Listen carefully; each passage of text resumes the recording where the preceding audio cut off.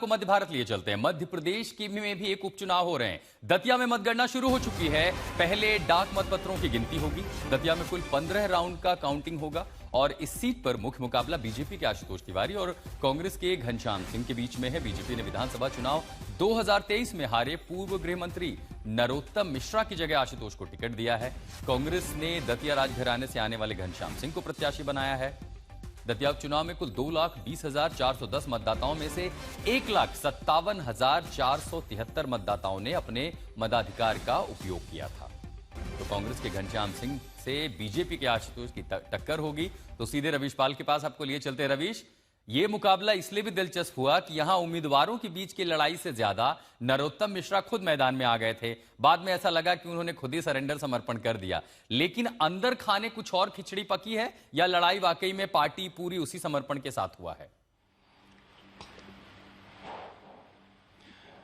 देखिए, बात जब अंदर खाने की हो तो बड़ी खबर निकल के सामने ये आ रही है कि दोनों ही राजनीतिक दलों को इस बात का डर सता रहा था कि भीतर घात ना हो, और इसका पहला नतीजों के पहले आ गया है।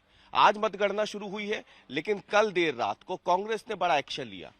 जिस राजेंद्र भारती की वजह से, जिन्होंने नरोत्तम मिश्रा को हरा करके 2023 में यहां से विधानसभा की सदस्यता ली थी और उनकी सदस्यता चले जाने के बाद ही उपचुनाव हो रहे थे, उस राजेंद्र भारती को कल रात को कांग्रेस ने निलंबित कर दिया। आरोप क्या है?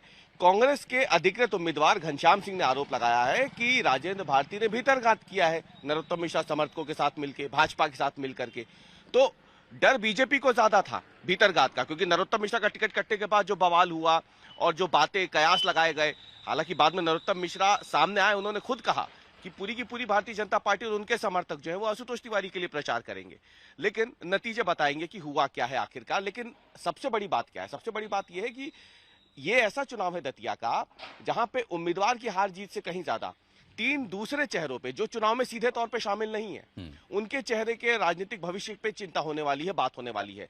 मोहन यादव, ठीक है रवीश, बड़ी खबर आपने दीदी के अंदर खाने में डर का हार जो थी वो किसी और को डर सता रहा था, लेकिन रात बीतते बीतते काफी बातें बदल गई